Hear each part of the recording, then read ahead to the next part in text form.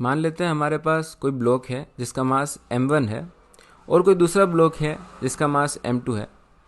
m1 block v1 initial velocity से move करता हुआ आता है और m2 ब्लॉक जो कि रेस्ट पर है जीरो वेलोसिटी पर, उससे कोलाइड करता है। सो आफ्टर द कोलिशन हम ये देखेंगे कि m1 जो है वो किसी अदर वेलोसिटी v1 f से मूव करने लग जाएगा और m2 mass v2 f velocity से मूव करने लग जाएगा। So we have two situations here,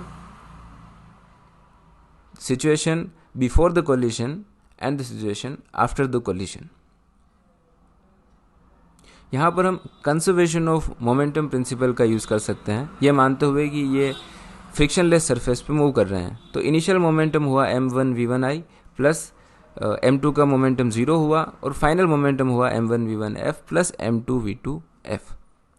और उसके अलावा अगर हम इस कोलिशन को परफेक्टली इलास्टिक माने, मतलब कि इसमें काइनेटिक एनर्जी का लॉस नहीं होता हो, जो कि एक आइडियल केस है, तो ऐसी कंडीशन में conservation of kinetic energy principle लगा सकते हैं और हम पाएंगे कि half m1 v1 i square first object की काइनेटिक एनर्जी प्लस सेकेंड की 0 is equal to final kinetic energy of first object which is half m1 v1 f square plus kinetic energy of second object which is half m2 v2 f square.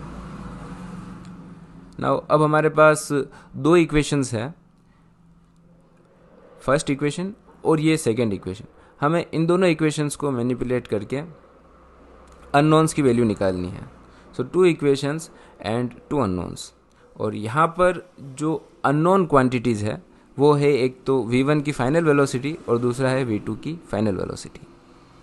सो ये निकालने के लिए हम इन दोनों equations को divide कर देंगे। तो हम देखेंगे m1 से m1 कैंसिल हो जाएगा और ये वाला क्वांटिटी भी कैंसिल हो जाएगी और हमारे पास आएगा 1 by v1i plus v1f equal to 1 by v2f।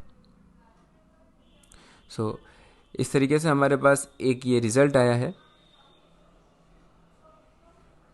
या इसको इस तरीके से भी लिख सकते हैं।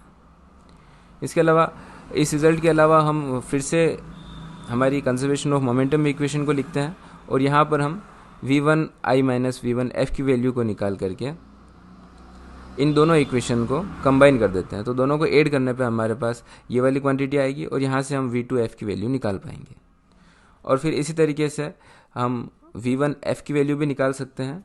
तो हमने एक तरीके से सेकेंड ऑब्जेक्ट की फाइनल वेलोसिटी निकाल ली और फर्स्ट ऑब्जेक्ट की फाइनल वेलोसिटी भी इसी टाइप से निकालने पे ये आएगी, which is m1 minus m2 upon m1 plus m2 into v1i।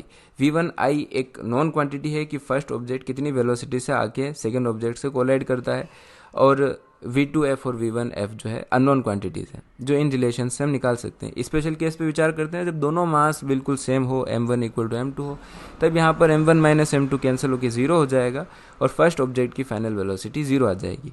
और फिर जब हम इस इक्वेशन में पुट करेंगे तो हमें मिलेगा 2m बाय 2m और 2m से 2m कैंसिल हो जाएगा और हमें मिलेगा सेकेंड ऑब्जेक्ट की फाइनल वेलोसिटी और फर्स्ट ऑब्जेक्ट की इनिशियल वेलोसिटी सेम है।